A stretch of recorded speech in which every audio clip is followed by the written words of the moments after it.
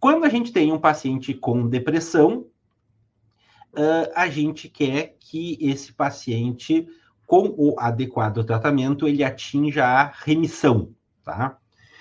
Entretanto, a gente tem uma medida intermediária, que é a resposta antidepressiva. Resposta antidepressiva significa o paciente tendo uma melhora de pelo menos 50% dos sintomas.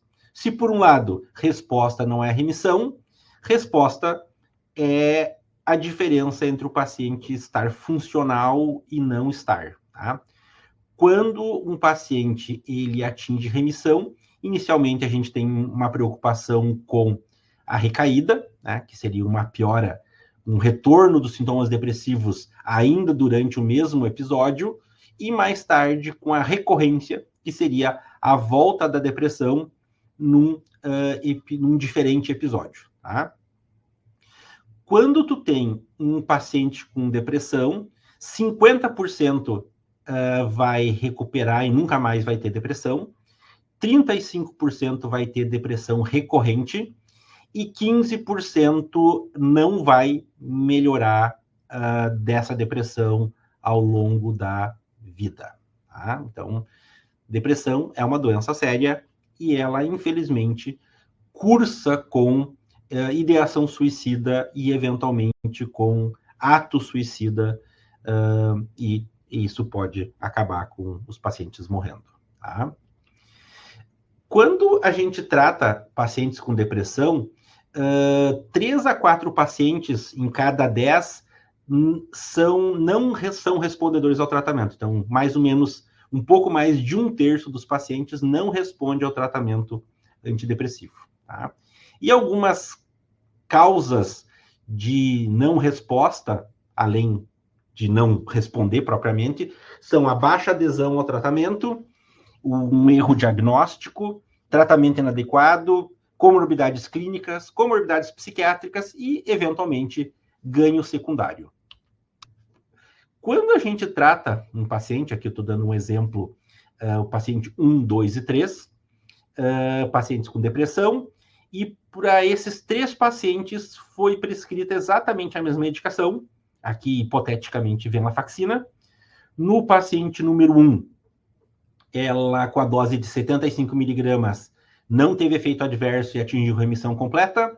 O paciente número 2, quando a dose foi levantada para 150, o paciente teve efeitos adversos graves, né, intensos, gastrointestinais, fadiga, disfunção sexual e não teve resposta. E já a paciente 3 chegou até uma dose de 300 miligramas, não teve nenhum efeito adverso, mas também não teve nenhuma resposta ao tratamento. Então, pacientes diferentes respondem de forma diferente ao mesmo tratamento e a doses diferentes do mesmo tratamento. E a gente precisa entender por que isso acontece. Então, é comum pacientes responderem de maneiras diferentes ao mesmo tratamento. E isso explica o fato de que nenhum fármaco é 100% eficaz para todos os indivíduos, tá?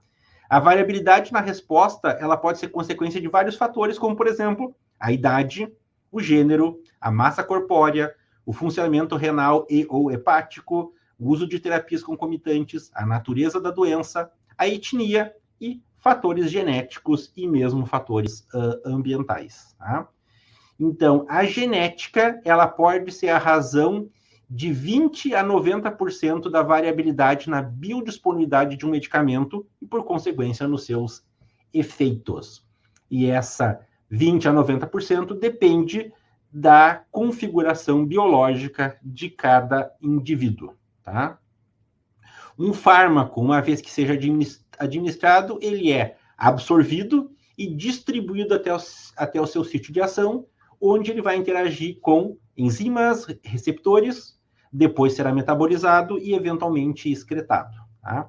Então, cada um desses processos, a absorção, a ação, mecanismos de ação, metabolização e excreção, vai envolver variações genéticas clinicamente significativas que têm a capacidade de influenciar na resposta terapêutica.